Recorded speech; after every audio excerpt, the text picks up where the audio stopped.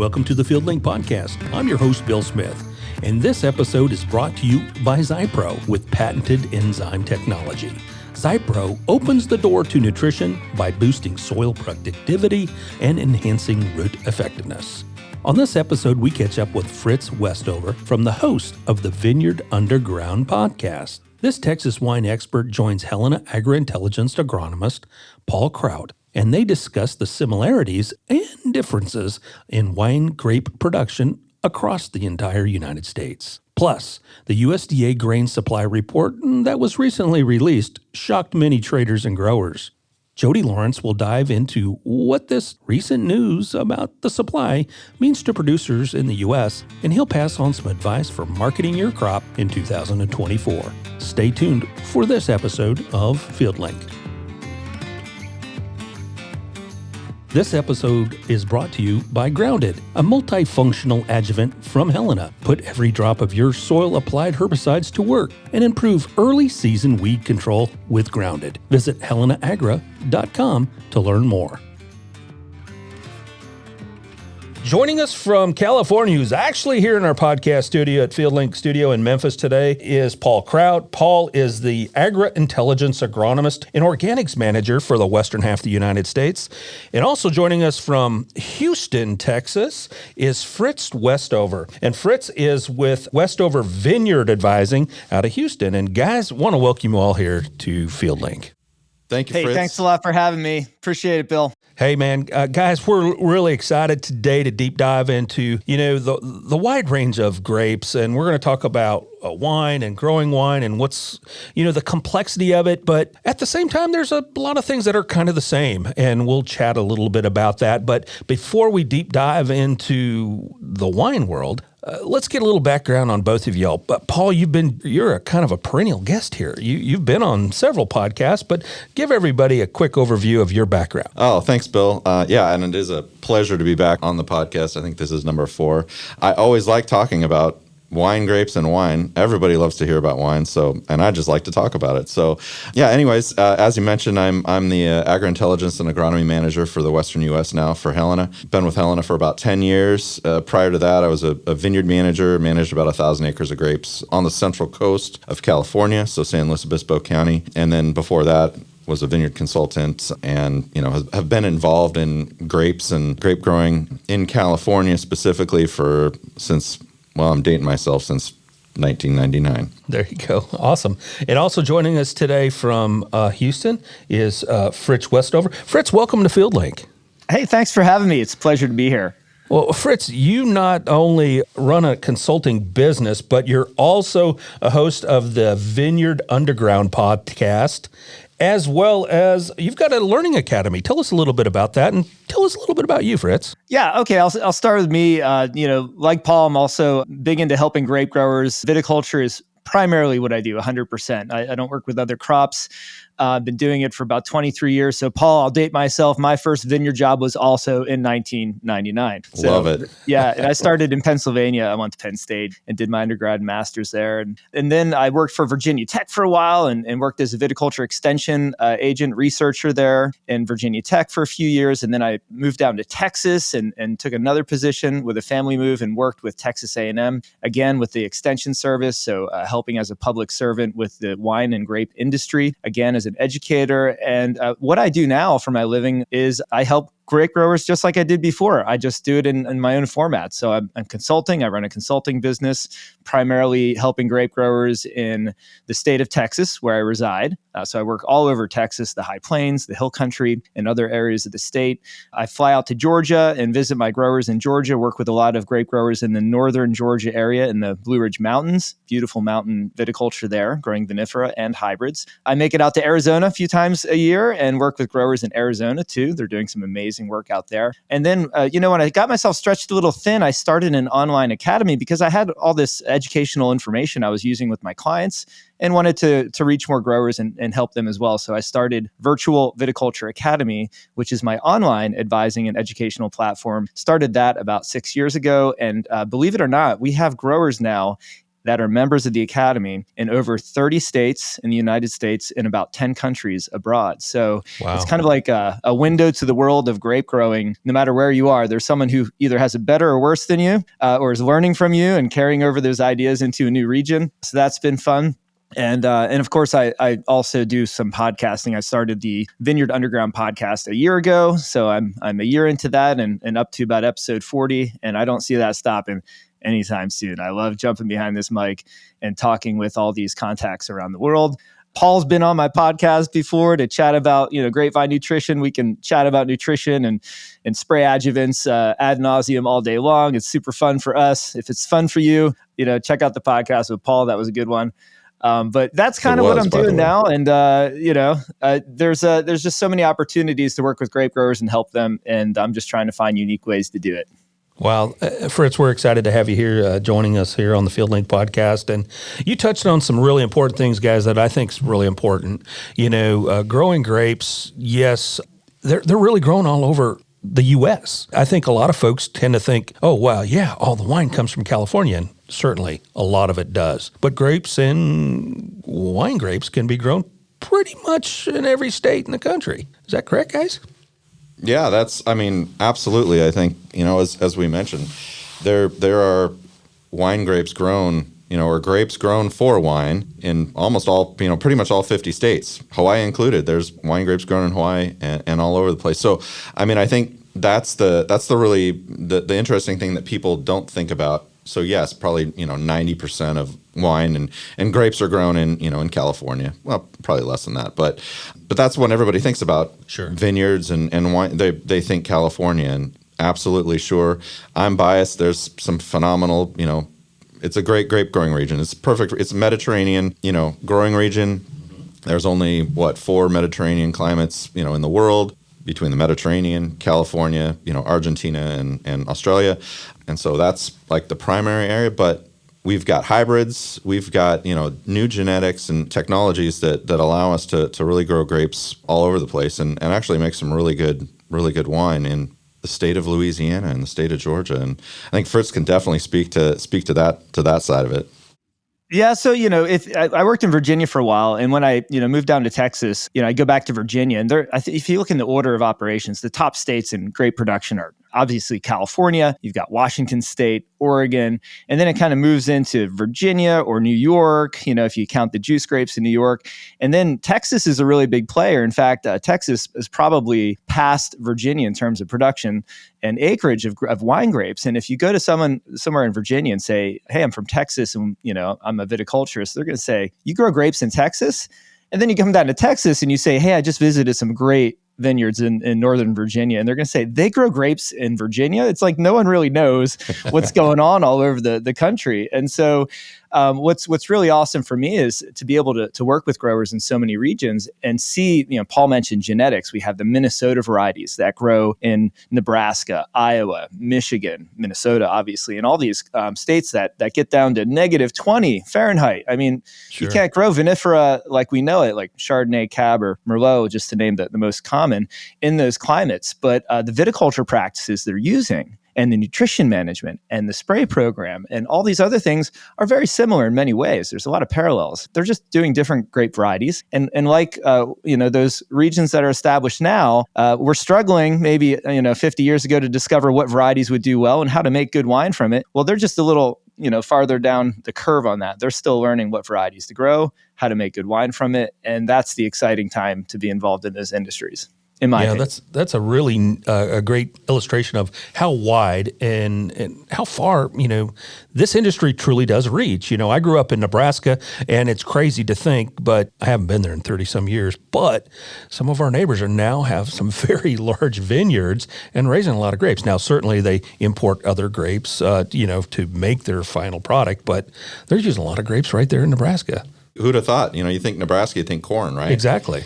That's the beauty of wine grapes, and that's the beauty of wine, because I don't know if we want to get into so much into wine appreciation, but I think, the awesome thing about growing wine grapes and then the art of making wine is that you can have doesn't matter it usually does matter what grape it is, but you find the right grape combination and you can make some really great regional wines that you can't find and you can't taste anywhere else. I've had wine from, Missouri, and then obviously Finger Lakes region of New York and Pennsylvania, and it's, you might see, it's a, a Cabernet, or it's a Cabernet hybrid, but it doesn't taste like Cabernet from California, or it doesn't taste like Cabernet from Washington, but it's its own unique thing. And I think that's the great thing about wine grapes in my mind that has always attracted me to wine grapes is that you can grow,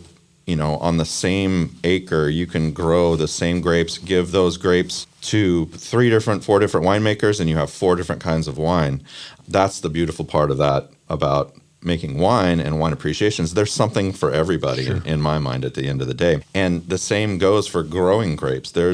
With sound agronomic practices and actually, understanding how we can grow these vines, and being able to understand what their nutrient needs are and how to balance them and all these things that we use in California, we use in other states to get that final product that we're looking for, which is a good, nice, plump wine grape. Yeah, Fritz, let's deep dive there a little bit. Paul talked about, there's a lot of, I guess, fundamentals are kind of the same, no matter if we're in Georgia or California or New York or Texas, but there are some fundamental differences. Could you share with us from your wide experience, what are some of the basic differences of growing grapes in, say, New York or versus Texas? Yeah, so there's a lot of differences, and also there's trends. As any wine region would have, there's regional trends and beliefs and philosophies that are kind of local.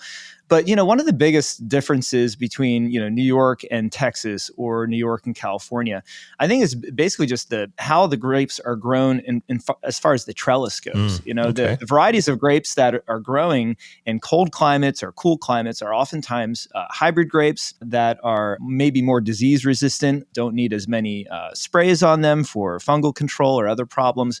And so, we can really get away from that vertical shoot positioning, which is where we grow the grapes in the most traditional sense, where you see all over Napa or Sonoma, if you've been there, or Europe, where you've got the shoots growing upward into a series of wires, usually, and that exposes the fruit in a nice, even, open canopy for spray treatments, sun and airflow penetration. When you start getting into these varieties that are really more hardy, cold hardy, but not only that, also disease resistant and pest resistant, you can start putting them on a high wire and letting them drape, or you can put them on a divided training system, like the Watson system is one that I'm working with that developed here in Texas. And so you can start doing different things that aren't really traditional from the sense of maybe a California model. And what's funny about that to me is now we're seeing in California and other regions where they're growing grapes, they're starting to actually move to that high cordon or high wire fruiting wire model because labor is an issue. And, so if you're growing Concord on a high wire 50 years ago in Geneva, New York, you didn't have labor, and you tried to mechanize as much as you could because you're getting $250 back then, much less, per ton of Concord to sell to Welch's or something like that. These are just rough numbers.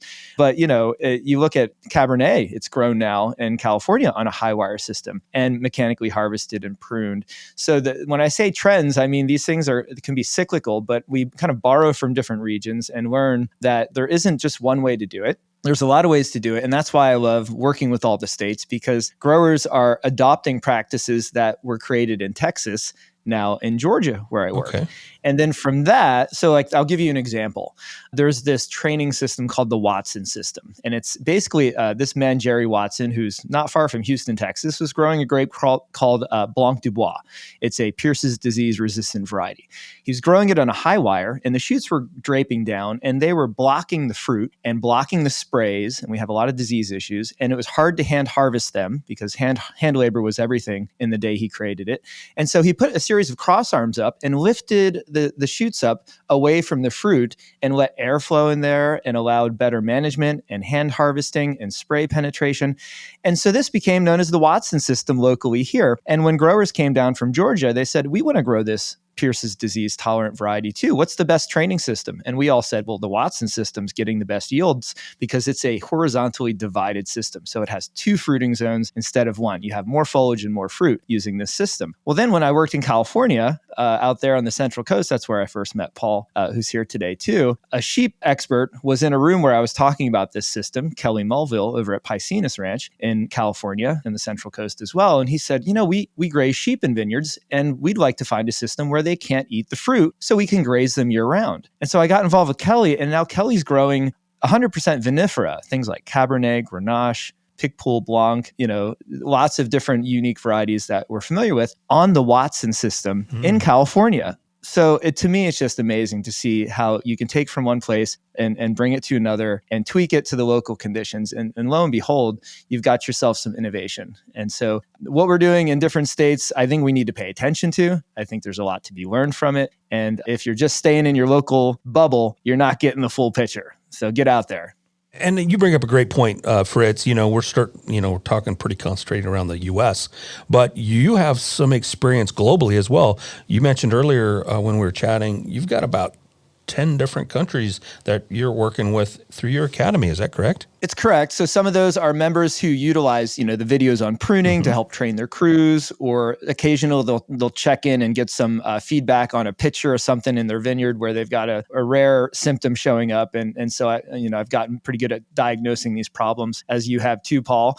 So I'm not physically consulting in these countries. However, I've gone to visit these growers and walk through some of their vineyards, especially Montecalvi in Italy, beautiful vineyard there. But it's really unique to see that they have a lot of similar problems that we do here in North America as well. And sometimes they have different tools available to them there. They may not have the same fertilizers or spray products, but there's a lot of overlap. And so I'm just really excited that there's people who have an interest in what's going on here and are just they're almost like sitting on the sideline and watching a lot and learning, and just, they don't necessarily have a question every time we get together, but they want to sit in and listen, and they're there to learn. Yeah.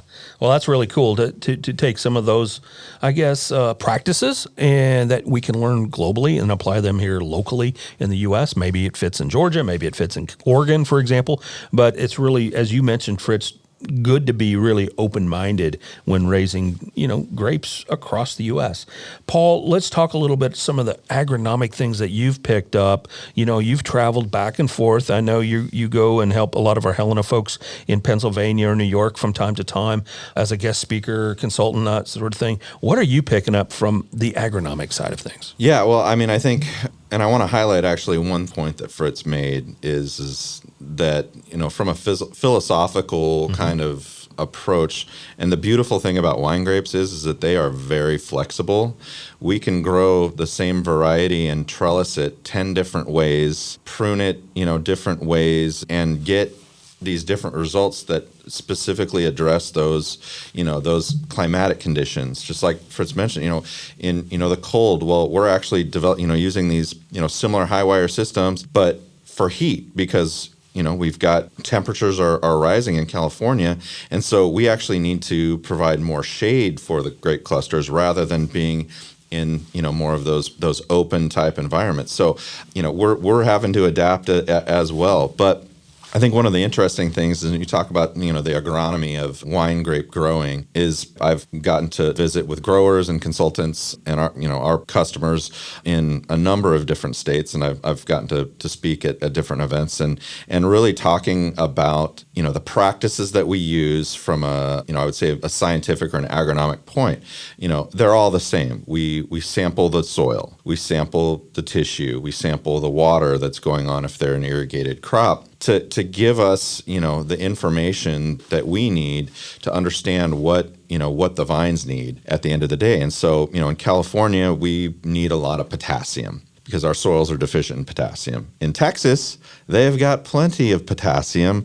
They don't need to apply potassium, but it's important to be able to understand, what the vine's needs are, and then tailor our fertility programs and our inputs to what those specific needs are. And so the foundation is the same. The format that I use, the kind of the decision tree that I use is similar across all the different regions. I'm taking in understanding what the levels of nutrients are, what the balances are, and then writing basically a prescriptive recommendation to address those needs specifically. And that's kind of, we've talked about the GrapeWise system, the GrapeWise program that we developed a few years ago. And it really takes into consideration, these are practices that we as viticulturists and as consultants have always done. Just maybe we don't put them together in a package. And so when I build what I call a GrapeWise program, it's taking all these different pieces into consideration, be it with, soil mapping, and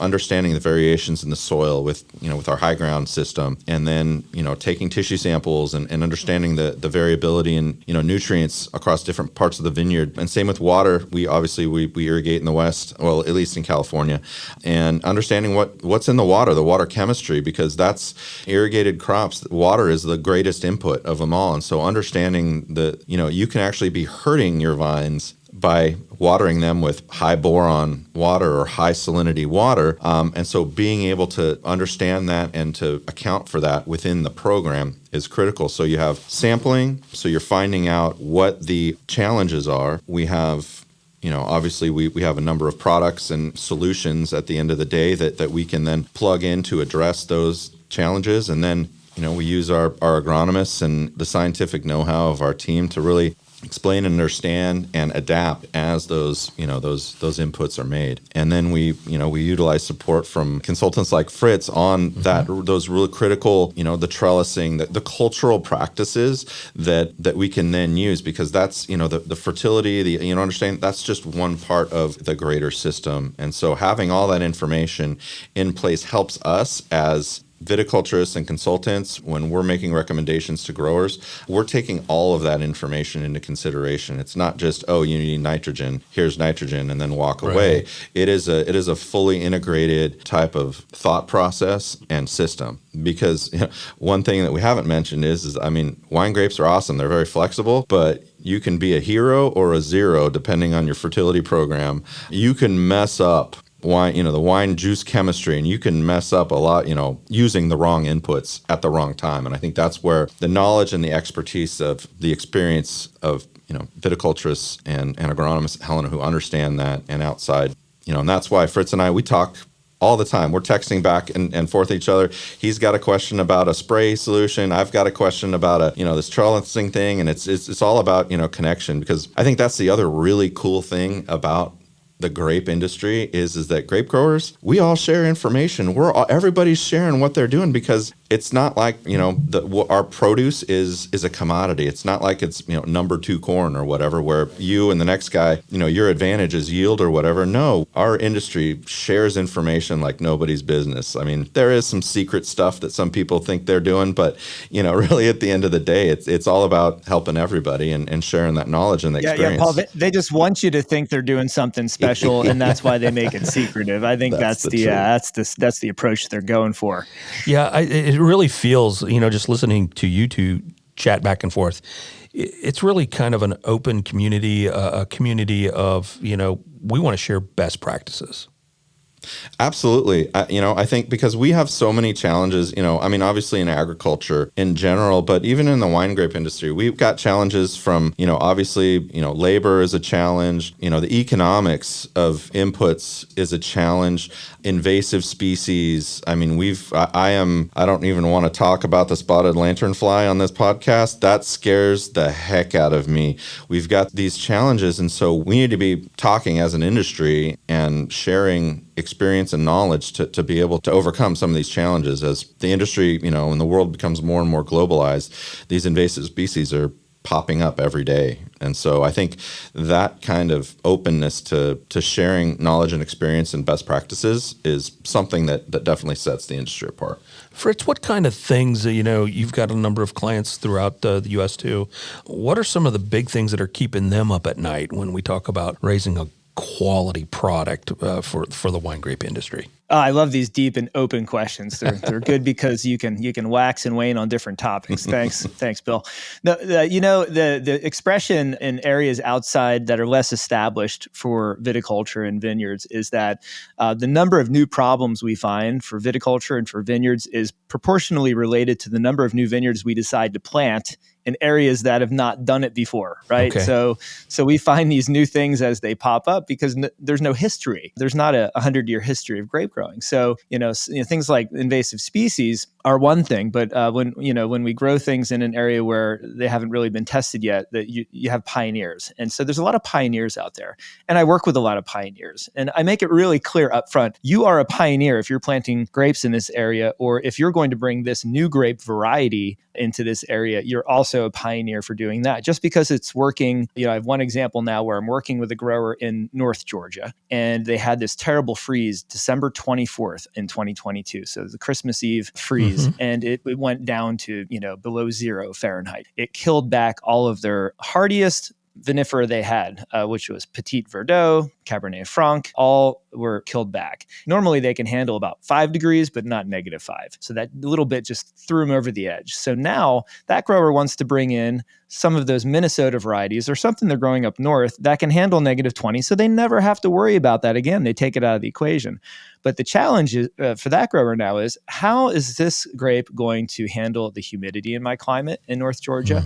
The frequent rainfall that we have on almost a every other week basis during the season. They're all dry farm there. Is it going to ripen well when we have 3,000 degree day accumulation during the season versus, the 1,200 that it requires to ripen? Is the acidity going to drop out? Is the climate going to be good for the wine quality? And we don't have anyone we can compare it to. We don't have any wine we can buy from that local region where someone's done it yet. So I think that's, again, the pioneering part is exciting. But to answer your question with what keeps growers up all night, it's probably the change in erratic weather patterns. Erratic weather is the thing. Call it whatever you want to, but we're just seeing more extremes. We're seeing that freeze in December. The vines are not in their ultimate cold hardiness. There's the endodormancy, the ecodormancy, and the ultimate cold hardiness was not met. It was a warm fall. And so that combination was terrible. Whereas maybe if it would have happened in January when the vines were fully dormant, it wouldn't have been an issue.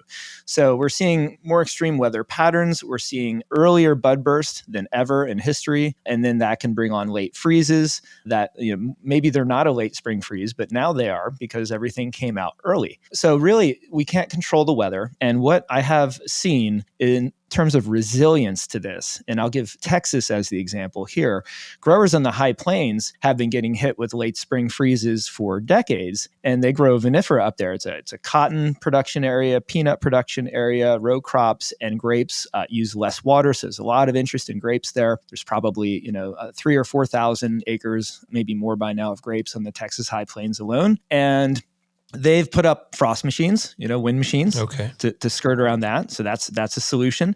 But then they started getting hit with hail during the season, and it would plummet, and it would take out 12-inch shoots, and it would take out the crop, and you couldn't do much about that. So now we have growers not only with this $40,000 wind machine that'll cover 5 acres, but they're putting up side netting that is so tight it's hail grade netting. So they're putting hail netting up. They put that up as soon as they're done pruning. It is up year round. And so the interesting thing is people say, well, they've spent $40,000 on this fan for 5 acres.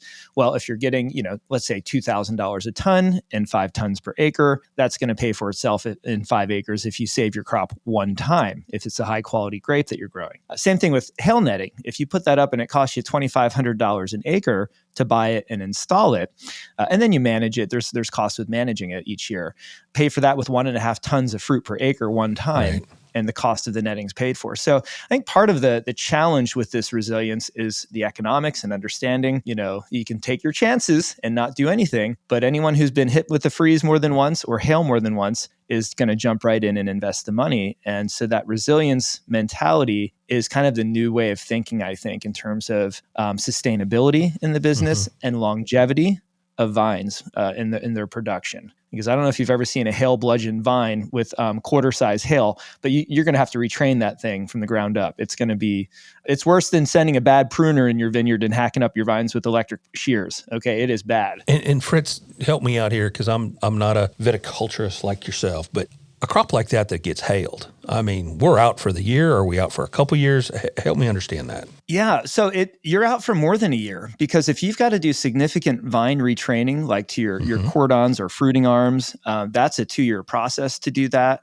The grower has a tough decision. Do I just try and work with a vine that's compromised and keep in production and prolong doing it? Or do I rip the Band-Aid off and get it done now so that, I can go back into production? And a lot of times, they'll rip the Band-Aid off, redo it, but then put up the hail netting so it doesn't happen again. So in reality, they're 2 to 3 years out probably. Yeah, they're losing that year. And then the next year, because they're not going to do all the canopy work and management and cultural practices because they lost their crop, it also compromises the health and status of the vine for the following season. And it's more money to prune it and manage it the next year. And then they've got to, so they've got to get through that. So it's a 2 to 3 year, up to 3 years to get through a bad freeze event that causes dieback and permanent vine structures, or a hail event that causes permanent damage or even seasonal damage. That's awesome insight for the average novice that's, listening to the podcast that doesn't really know the ins and outs of raising wine grapes. And, I think one of the things that, Paul, you touched on it earlier, that we've really tried to create here at Helena is the GrapeWise program. Mm-hmm. And, when I think about the GrapeWise program, it's really, I guess, kind of a combination of the art and the science of raising grapes. Could you expand on some of the things that brings that all together? Yeah, sure. I mean, when we think of GrapeWise, and when we came up with, I kind of came up with that concept. I'd been working for Helena for about 7 years, and had farmed before that, and I was really thinking, okay, well, how can I better serve my customers? How can I help them be better grape growers? Partner with them to really help them achieve what their goals are. Because again, farming, it's a business. We're in a business. We have specific goals, and I think that's one of the key things that I really, one of the first things I ask if we sign up a GrapeWise grower is, well, what are your goals? What are your needs? Because every grower has a different need. They might need to be farming for tonnage, so they might need yield. Others have specific quality requirements that they need to hit. They might have specific environmental challenges. They might be in a cold spot. I mean, we deal with frost as well. And so I need to take all that information into consideration as I'm, providing a recommendation, is because too often, we come into and we make assumptions about what the customer needs and what the grower needs. And so I always ask, I'll go in a meeting, I'm just asking questions. I'm not saying anything, because Sure. It's really important for me to understand what their needs are, so we can provide them with a solution that is both the best for the crop and then also best for their bottom line at the end of the day. And like I mentioned earlier, we can, especially with fertility, we can really mess things up if we, overload or over apply, or sometimes under apply the right nutrients and the right balance. And I think that's where that art comes in, is, when we're writing a recommendation, okay, we know what we call the demand curves are for the vine. So we know during different times of the year when the plant is in a specific physiological growth phase, whether it's a rapidly growing time period, or the plant is going through bloom, or it's in that veraison, that ripening period. The plant has different nutritional needs during that time period. It's just like, a person, if you're running a marathon and you're training for a marathon, that you need more quick energy because you're you're exercising, right? And so you need a better balance, of nutrients, right? Versus if we're hanging out here in Christmas break and sitting around eating ham and drinking wine, well, we're not using a lot of energy, so our energy needs are different. Same with the vines. So you have these different phases where the vines need these different nutrients at different ratios, and so understanding and knowing those demand curves and how they work are really, really critical in putting together, I think, a good fertility program, because then we're giving the vine the nutrients that they need when they need it, or actually hopefully prior to when they need it, so it's available to them and it's in there when they need it to help those vines operate at a high functioning capacity as possible. I think that's critical. And then we take into consideration, the other, the growers' needs and how they prune. We had, for example, we were in California because we had so much rain this last year. On the Central Coast, we usually get our average is about 16 inches. We had 40 inches of rain, right? All the way through March. Our bud break, so the start of our season was delayed 3 to 4 weeks. And so normal practices, and because the ground was so saturated, a lot of the normal fertility practices that we do, because we typically irrigate, so we fertigate use fertilizer and run it through the irrigation systems. Well, I had growers who didn't irrigate until like the end of June, so we missed 3 scheduled soil applied fertilizer applications. So we had to adjust and figure out ways to get the nutrients to the vine, because they still need the nutrients. And so to get the vines those nutrients in a different manner that made sense, because they weren't irrigating, so we couldn't inject fertilizer. So I think that is a key part of the whole thought process and in what I think really good viticulturists do. It's not like this is the secret rocket science. In my mind it's common sense, but I can't tell you how many conversations I've had where I've talked to a customer and I've given them my opinion on something like this program, and they're like, I've never heard that before, and I was like, well, good thing you called me or Fritz. Yeah. I think the systems approach is always wise to have a good plan, and I'm sure Fritz, you kind of agree with that as well. To have a strategy going into every year, knowing, hey, if these are my, I guess, core goals, here's how we're going to approach it, and obviously you got to be ready to pivot. Is that kind of how you approach that process, Fritz? Yeah, absolutely. But first, Paul, I just want to comment on your December, lazy season. I ran 9 miles last night to go and look at the Christmas lights around in my neighborhood. So not everyone's sitting down around the holidays here, but I'm just going to let that slide. I won't cast right? aspersions. Yeah. So, but all joking aside, because Paul's a good friend of mine, the systems approach is so important to everything I do. If I didn't have some type of a systems approach, I couldn't work with as many growers as I do in these vastly different regions with different rainfall, different soil pH. Some are irrigated, some are dry farmed, some have to apply fertilizer as a ground application and wait for it to rain that in. And some can apply it precisely with their fertigation, like Paul said. And so I have to have these systems in place, and the growers appreciate it too, because for them, it gives them a template to work on. So we know that we're not just going to follow a calendar date. Okay. Paul was just saying how the bud burst was delayed because of this rain. So not only did it delay the calendar dates for everything we normally do, but it changed people's mentality about irrigation, and that ended up affecting their fertilization program. So if you have a plan in place, you're not going to miss things like that. You're going to base things on the phenology of the vine. At bud burst or before bud burst, we're doing this. And we get to 12-inch shoots with 5 to 7 leaves fully unfolded. Nutrients start getting taken up into the vines because we have evapotranspiration. Then we get to that pre-bloom phase. And I know Paul's an advocate of sampling before bloom so we can get something in time before fruit set comes. And I agree with that. And I agree with sampling again in veraison. And then you have different benchmarks and throwing out all these vineyard phenology terms like bloom, fruit set, veraison, berry touch. Then you have harvest, and even post-harvest. That's the time where you don't just sit back and take it easy. And winemakers get busy in the winery, but us viticulturists know that you've got to prepare your vines for dormancy and make sure that if they were suffering going into ripening that crop, that maybe you're going to fertilize a little or water a little, or maybe water a lot to push salts down below the root zone. There's so many things that are based on that vine phenology and the calendar of the vine rather than the regular calendar we use for the year. So what I do is I have an annual review with my clients every year. And then those growers who are not my client have access to a vineyard management guide that I created just for the academy I work in, so they can follow the phenological stages and they know what they need to be thinking about for nutrition, about for irrigation and watering, and for any pest or disease management and things like that throughout the season. And so they have that template. So, when Paul's talking about the templates that he's producing and really the system that you're developing, it takes a grower's almost their concerns and worries away, because they know they have something they can follow. They're not going to miss anything major. And then their support, in my case, that's me, or some video guides or courses I've done online for my growers. They know they can go to that, and it's linked right there where they're looking at the phenological stage, and they can view that and know that they can get some more advice and input so that they can customize whatever the recommendation is for their site. If they're a different soil type, different rainfall amount, different pest and disease in the region. As an example, California, when I worked there, it was all about fungal disease. It was all about, let's say for foliar and fruit, we won't go into trunk disease, powdery mildew and bunch rot. Mostly botrytis, but other bunch rot as well. You come down to Texas, or mostly anywhere east of the Rockies, the whole eastern coast of the United States, and you've got powdery mildew and botrytis, and you've got black rot, and you've got Phomopsis cannon leaf spot, and you've got downy mildew, and you even have anthracnose.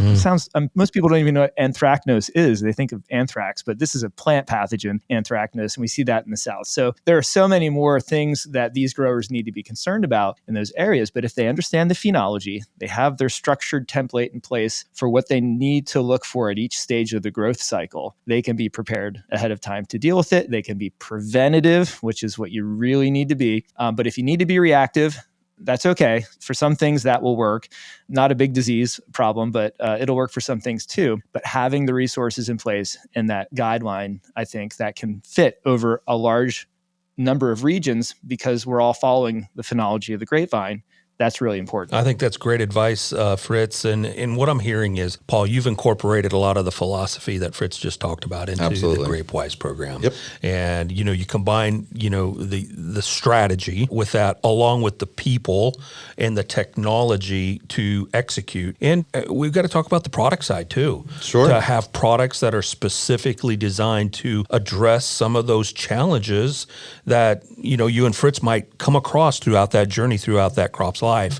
You've got to have the right product at the right time, at the right place, at the right rate, right? Yep. That's the foundation for, the 4 R's as you mentioned. That's the guiding philosophy for crop advisors. It doesn't matter what, honestly, what crop you're in, Sure. but especially for wine grapes, as I mentioned, when we're applying products, fertilizers or chemistry or whatever, it's not, you just don't put it out there and forget it. In the case of, say, nitrogen, knowing the type of nitrogen that you're applying, the type of nitrogen fertilizer, and when that nitrogen is going to be available to the plant, at what time and in what quantity is critical because you could miss, your target. You could have applied nitrogen. This happens a lot for my organic growers, especially, but you can apply nitrogen and it might take 30 days for that nitrogen to actually become what we call plant available. Yeah. So if you apply that nitrogen 1 week before the plant needs it, but it takes 30 days for it to release, you've missed your target.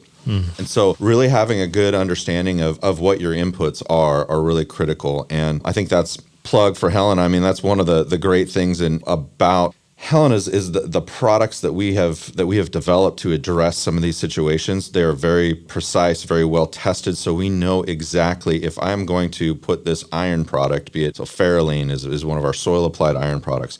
I know that I can mix it with. It is very predictable in what the end result is going to be, and so I think that's closing the loop. We talk about people, and products and knowledge, right? That's Helena, right? Well, that products piece is that third component because you can have all the knowledge, you can have great people, but if you are not able to apply that knowledge and apply that experience with the proper materials, then you can be, operating at a much less efficient way. You'll get by, but Sure. You're not going to be, at that high performing, level that we really want to accomplish. Yeah, it's really kind of taking this whole, again, I keep coming back to the art and the science from good to great. Yep. That's the key. Vines will grow without any input. They will make fruit without any input. But we're the business of growing grapes, the economics of growing good grapes. The vines have a certain level of genetic potential within each site and each position, and it's our job as good managers and consultants and agronomists to really maximize that potential at that site for that grower at the end of the day. And that's where this all comes, that philosophy just all comes together with that in mind. Yeah. Yeah, I agree. I'd like to add to that because Paul, you recently have taken on a role in organics, yes, and with Helena. And by the way, I'll have to have you on my podcast about that sometime. Happily. But my point is, if you are an organic grower and you have more limited resources in terms of types of fertilizer you can apply, a lot of growers might turn to something like compost and put compost out in the vineyard. And they may almost do it blindly, just, let's put compost out because I know the grapes need, compost has all of the nutrients. Sure. So we know the grapes need all of them. Let's put it all out. But in turn, really your vines might only need a little zinc or boron. Boron's so important for fruit set or for nitrogen assimilation and utilization of nitrogen, or zinc, the same thing. It's important for fruit set. But in order to get enough boron and zinc out of the compost you apply, you probably have to apply a lot of it. And so you're also applying a lot of other stuff. You're applying a lot of potassium, which you may not need, a lot of nitrogen, 15 to 30% of that available nitrogen is there in the first season of the application. And so you might offset and cause other issues where maybe someone could talk to you, Paul, and say, hey, is there a good organic source of boron that I could apply to the vineyard? Because really that's all I need. And not only have you saved the money, probably got it, maybe it's a foliar application you can do. They're already applying foliar products. They mix it in the tank. They didn't have to buy expensive compost and apply it, or maybe they applied less of it. And you solve the problem without creating other problems with overly vigorous growth or competition of nutrients. If you have a bunch of potassium out there, it's going to compete with your magnesium uptake. If you already have magnesium deficiency, boy, you didn't do your vines a favor by dumping all that compost out there. So I think what you're talking about is really dialing in the precision. And I'm a huge fan of that because usually you're going to end up saving money and preventing problems. And that's a win-win. Be it money, saving on either labor, because applying compost is very labor intensive. It's got to get incorporated to make it work. And fortunately, in the organic space now, we have so many more tools than when I started working with organic growers, organic grape growers. Even 10 years ago. We have so many more tools available to us now in that space. And it's great. It allows us to really start to achieve the level of, as you mentioned, precision that rivals, conventional, or non-organic farming practices. And I think that's, getting back to grapes, I think that's the other thing, because we work there's a ton of different systems in place, and farming grapes. There's organic, biodynamic, regenerative, celestial biodynamic, A whole slew of biological products that are now hitting the market that we're learning as fast as we can about. And we're learning they're replacing some conventional products, especially with pruning wound sealants or protectants you can now apply. So that, and these are really new and exciting. And there's university research being done on them to prove that they're working, or how they're working, or if they're working at all. We really need that component too. Yeah. So there's just a ton of, but no matter what the system is, and no matter what the inputs we have, we take those and we apply that to our system. And so it's whatever the inputs are, the philosophy, we've got that available, but still the underlying kind of requirements of growing a good grape is the same. It doesn't matter if you're organic or conventional or biodynamic or whatever. You just have your toolbox, what's available to you. And I'm very excited for the biological space. I'm working with a ton of different companies bringing some very interesting biological products that will rival, honestly, conventional systems pretty soon. There's a lot of cutting edge cool stuff happening. That might be another podcast. Yeah, I think it's a full podcast because, while this whole space of biologicals is really hot right now. I mean, it's catching everybody's attention. You can't open up a trade magazine, a podcast, or whatever, and it's all about biologicals. The cool part is, here at Helena, we've been in the biological business. We've been involved in biologicals for over 25, 30 years, and absolutely in that space. The plant extract, the biological component, and I'm that's what excites me in taking on the new role that I have in managing organics is that it opens up a lot of opportunity for us, and then in conjunction for our growers. Right. And Fritz mentioned a biological product for pruning wounds. I'm working very closely with that company for us in California. We're going to be using, because it's got it works just as well as conventional fungicides, if not better, and it's organic, so it's and it's a biological product, so it's safer, it's easier to apply. I mean, there's just all these benefits, and people just put it in this it's organic, but it has a fit in conventional absolutely across the whole thing. And so I think that's the really exciting part is that we don't have to pigeonhole ourselves by just, with labels, right? So you can be a conventional or a non-organic grower and use biological products. In fact, I absolutely, encourage the future. That. It is. It's for resistance development, for preventing that, for cross protection, new modes of action that you're introducing into the system that have no resistance development. I mean, think about how long we've been using BT, Bacillus thuringiensis. Absolutely. For probably decades now. Like 50 years. It still works. Like 50 years. Yeah, I mean, I was a part of the team that launched BT corn in the early 90s. But to your point, it was around, Bacillus thuringiensis was around 15, 20 years prior to that as a granular. Yep. No, it's interesting. So, talking about, viticulture and inputs and wine grapes and I mean, it's just, it's awesome because we have so many, new opportunities and new things coming to us that are available. And it really takes, knowledge and experience and understanding how we can take those products and utilize them to the best, to their maximum capability for our customers. Yeah. And what's really cool is we're already introducing these things. Yep.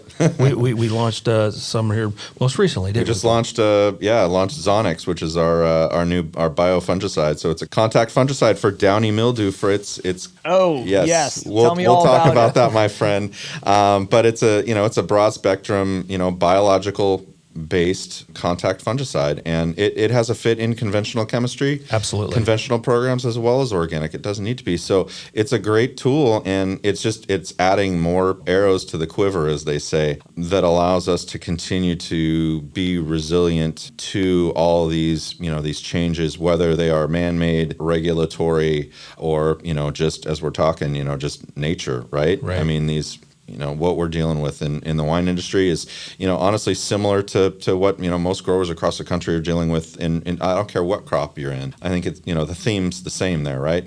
Farming is an outdoor sport. And really Mother Nature has a big say. Well, and you nailed it. When we launched Zonix, we knew that this is going to be addressing some of the needs that Fritz talked about. We're going to have more products that are going to spread out our risk. Because now we've got this product we can introduce confidently, but we have some conventional products as well, just again to spread out the longevity and the risk of controlling some of these pests that we're all faced with. Yep, absolutely.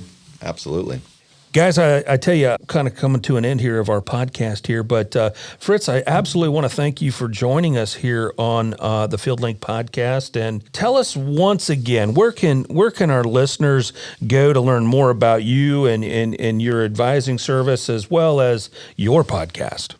All right. Thanks so much for the opportunity. It's super easy. The podcast you can find anywhere where you stream podcasts. It's called Vineyard Underground Podcast. So you can go to vineyardundergroundpodcast.com and search through all the episodes there. I will say they're not out yet, but episode 38 and 40 both cover biologicals and their use in vineyards, both for pruning wound protection on one and in general modes of action. So I've got those in the pipeline, and we should do one on that someday too. And then if you're interested in seeing some videos, whether it's pruning you need help with, or young vine training, or some primers on vineyard nutrition and pest and disease management, I encourage the listener to go to virtualviticultureacademy.com. And that's where I work with my national and international growers. That's the window to the world of grape growing that I talked about. And I'm very active in that community and in there a lot. So check that out. And if you just want to reach out to me or watch what I'm doing in the vineyard, if you do either Instagram or Facebook, you can find me at Westover Viticulture or Westover VIT. So that's if you're looking for the day-to-day to see what a vineyard in Georgia looks like, or the Texas High Plains, or somewhere in Louisiana or Arizona, you can find me there. But I'm very, very, as you can probably see, I'm very shy. So not at all. Reach out anytime, and you can find me through those outlets there. If you go to vineyardundergroundpodcast.com, there's a Ask Fritz button. You can click that if you want to ask me a grape growing question or just reach out. Very good. Well, Fritz, we definitely want to thank you for sharing your insight today as we, think beyond California, really. In this podcast, we think about growing grapes, and for wine, everybody's head goes to California, but it's much bigger than that. And thanks for spreading that knowledge with us.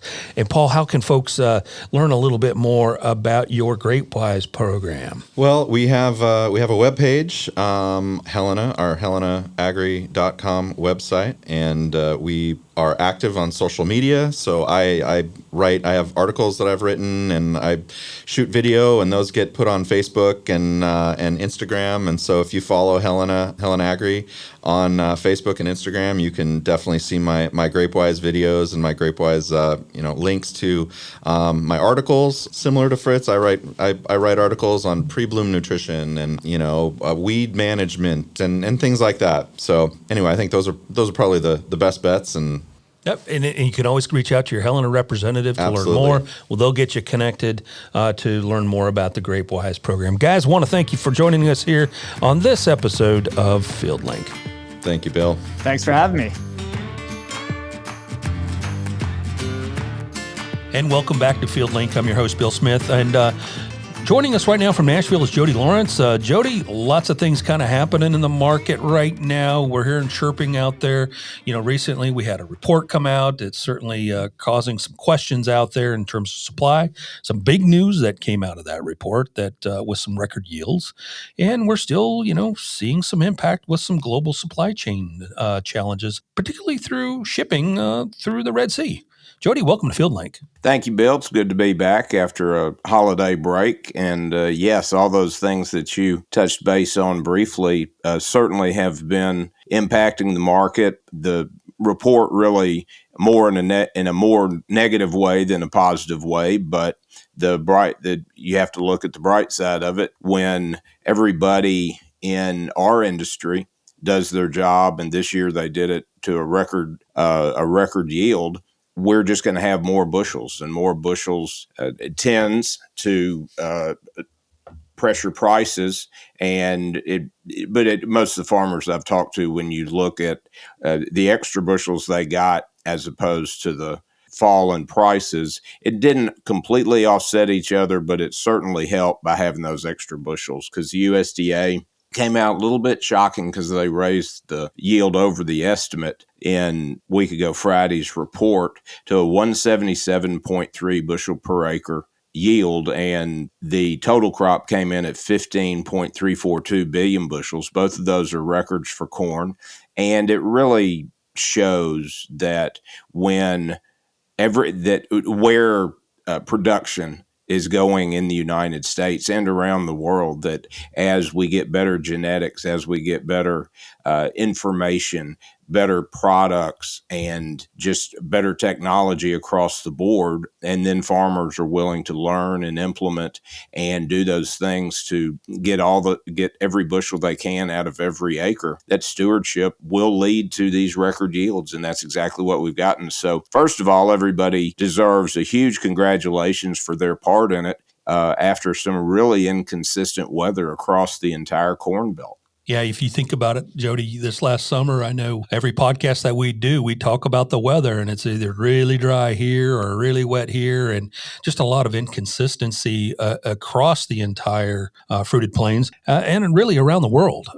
And to your point, when we settle down and we take a look at the end here at 177.3 average yield, boy, that really does tip of the old Stetson to the American producer out there for hitting those yields.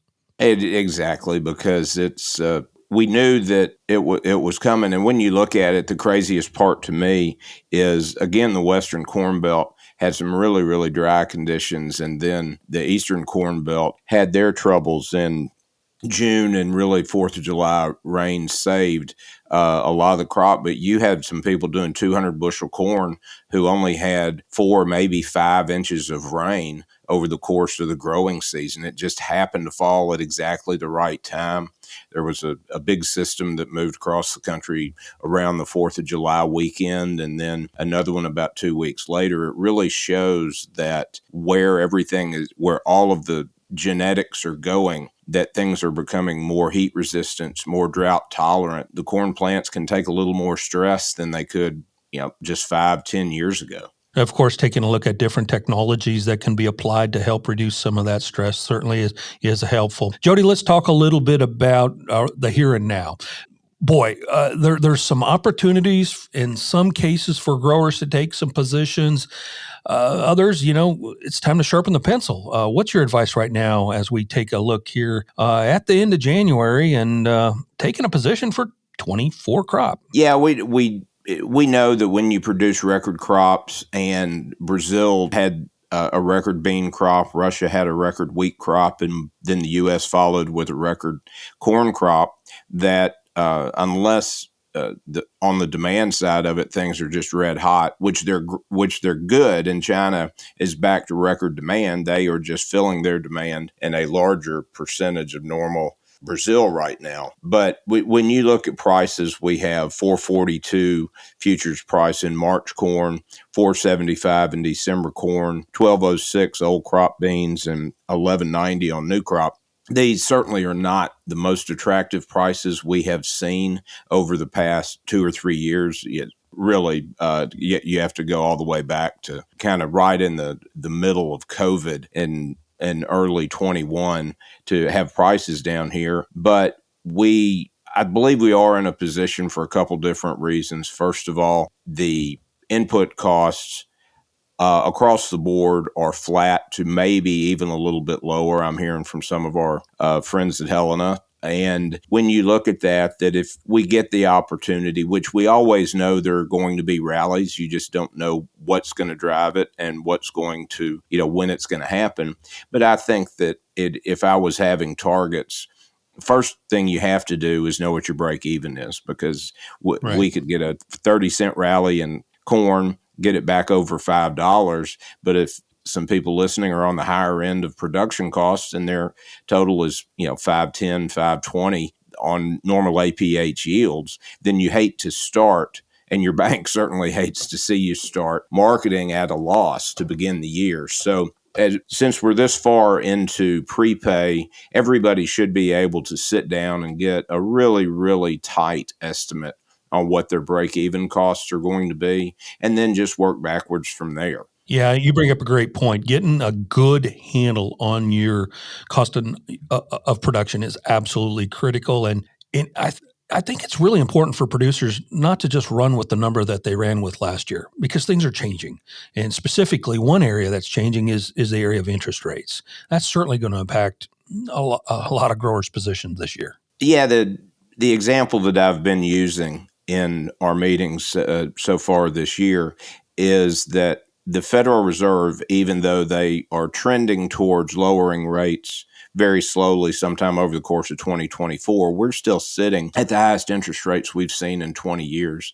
And the example that's really easy to see is they raised the prime rate 5% from early in 22 into 23. That 5% interest, it's almost impossible to operate a farm of any size and not have $1 million line of credit, whether it's through seed vendors or chemical inputs or just a bank.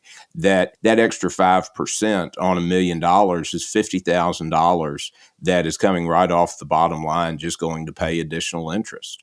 And if you're if you look at it that way, that it's hard because you're not getting to hire a new person you had the money for a couple of years ago. You're not buying new ground. You're not investing in new equipment or improvements on your farm. So that's something everybody really needs to pay attention to. And what the math example that I'm using for everybody is, be really, really careful about storing your bushels. First of all, no one should be paying any elevator to store a monthly storage charge, because the markets, because of all the extra production around the world, are simply not in a position that we see, a quick 30, 40 cent rally in corn or 50, 70 cents in beans. So let's say you've got 100,000 bushels stored on farm, and in your mind, the way of thinking is, okay, well, I've paid for those bins.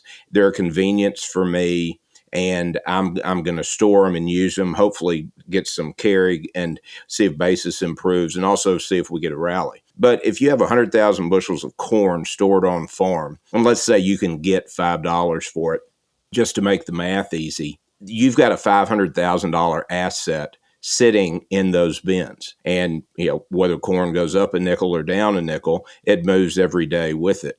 But the problem is, if you also have a $500,000 line of credit or a loan, with your bank, that interest rate at 9%, and we know it's 5% higher than last year, you're paying the bank $45,000 a year in interest, and that's $3,500 plus almost $3,600 a month plus in interest that in effect you're paying the bank so that you have the luxury of storing your corn on your farm. And I don't think everybody is really paying attention to that. It's certainly down the list. Mainly, it's not because people don't understand it.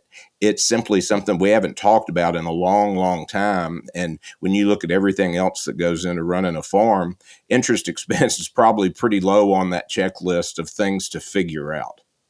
You're right. And interest as a whole has kind of been off everybody's radar in agriculture for the last, probably 8-10 years up until most recent. So it's becoming a bigger subject for growers really to pay attention to. Exactly. And everybody wants to make prices rally and get more for your corn. Look at it this way. If you paid off that interest and you saved yourself $45,000 over the course of just on $500,000 line of credit, $45,000 over the course of next year, $45,000 against 100,000 bushels, that's a 45-cent rally. You just made your corn rally 45 cents by paying off that interest. And that doesn't happen every day, does it? No, I wish I could make that kind of return every day by making the decision. And I know that it's a hard decision because everybody's in the woulda, coulda, shoulda business right now. Why didn't I sell it in November when Brazil was having the weather problems? Why didn't I sell more in June and July when the price was still well above $5.50? But it's just one of those things. We've been through this before in the ag industry. It's been several years, but we lived through it then. We'll live through it again. That's kind of the bitter irony of our industry. The better we do our job, the harder it is for me to do my job. And, That's right. Because I don't like being on the road talking about $4.50 corn, but there are a lot of other things that, the interest expense is a perfect example. You look at diesel just kind of chopping around between $2.50 and $2.60 a gallon in futures. It popped up today. A little more concern on what's going on in the Middle East, and I think got up to $2.65 today. But there's a really good opportunity because last year diesel was 80 cents, almost $1 higher than where it is now. So there's one expense you can control. You can certainly control your interest expense if you've got stored bushels. And everybody said, well, I don't want to sell them down here because we're on the lows, making new contract lows. It is so easy to re-own those bushels through a variety of fashions. Some of the elevators may let you open an account and use their margin money. We do brokerage as well, that owning them on paper and ending that interest expense, you are in a better position than just storing your bushels on farm. Definitely a lot of opportunities to take advantage of there and really pay attention to as it relates to the interest rates and really your overall position. Now, Jody, you touched on something a little bit there about some supply issues potentially that could impact as we take a look at the 24 crop. But we're starting to see some supply challenges right now through the Red Sea. I know some of our suppliers that are supplying us raw materials for some input products, starting to get stretched a little bit, starting to see some of those costs go up. How do you feel this is going to impact potentially the 24 crop? Well, you look at all of the shipping problems. I don't think we've ever seen the Suez Canal be a problem and the Panama Canal both be a problem. Panama Canal, because of their record drought, the lake in between the entrances, which is the biggest part of the canal, is so low that you have lower barge capacity and draft limits. And, same as when the Mississippi was so low at the beginning of this summer and then the summer of 22. And then with all the tensions and the piracy and bombing of the ships in the Red Sea, Suez Canal is also off limits for a lot of people because they just don't want to take the risk. And by the time you start going the long way around Africa or South America, you really start to add on those shipping charges. So it's been for a while, it was helpful to the U.S. because we were able to sell some beans and get them out of the Pacific Northwest and out of the West Coast terminals. But that slowed down a little bit. The world freight rates are either at or making new record highs almost every day. And this is going to be both availability when you talk about a lot of the inputs that we get from the Middle East, whether it's potash or you just pick anything that they're mining over there and putting on a boat to get to us. Yeah. It's certainly not a COVID logistical nightmare scenario, but we know it's going to be more expensive because it's just taking longer for safe passage of everything to get where it's supposed to go. Yeah, that's right. It's coming down to, missiles this time versus viruses and in a lot of cases, and drought, as you mentioned, down in South America. Jody, on some positive news, some good news coming out of the soy diesel area, some announcements in California. What's the news there? Yes, they got approval for the EPA, and the plant is already built. It was just a matter of what was California's EPA, their Environmental Protection Laws and agency, going to approve it with, once it's kind of like getting a certificate of occupancy if you're building a house. And Sure. They approved it. And the crazy thing about this is that plant is so big that it's going to need probably about 150,000 bushels of beans a day to work at capacity, where they want to. And when you look at the soy biodiesel, the jet fuel industry, where it sits right now with all the momentum in it, you can go back and everybody remembers what a big deal ethanol was 20 years ago. And right at the infancy of that, everybody's like, "Hey, we'll use anything we can do to use more corn. We'll be happy." And it was a big deal in the early 2000s when we got to 1 billion bushels of use. And right now, we're going to use roughly 5.2, 5.3 billion bushels, or a little over a third of the entire U.S. corn crop just for ethanol. And we believe that the soy biodiesel industry, between the support and of all of the airlines, Delta, Southwest, everybody else, and the amount of money that they will save on carbon credits because it is a much lower emission fuel, that everybody's adoption of this, and the IRS really made the whole thing far more viable, because what they said was all of these tax credits and all of the positives that is helping this industry get off the ground, that they are not going to give them those tax breaks and apply, and then they will even fine them if they import those beans or bean oil from South America. So this is really a U.S. internal domestic demand issue that, at the rate they're building the plants and what could possibly come on, within the next 18 months, you could be looking at somewhere between an extra, 400 to 600 million bushels of extra bean use just in the United States. And you look at this year's yield at 50 bushels an acre, 500 million bushels, you'd have to have 10 million more bushels just to keep up with the growth of this industry if it does take off like the ethanol industry did. And that to me is the most exciting thing, that when you talk about a positive bullish trend for 24 and 25, I'm keeping real close tabs on it, and I think it'll be a huge opportunity for ag in general and United States bean production. Yeah, definitely a great opportunity for soybean producers across the country, looking at ways to take that average yield from 50 to maybe 55 this year and capitalize on some of that growth due to technology. Jody, I want to thank you for joining us here on this episode of FieldLink.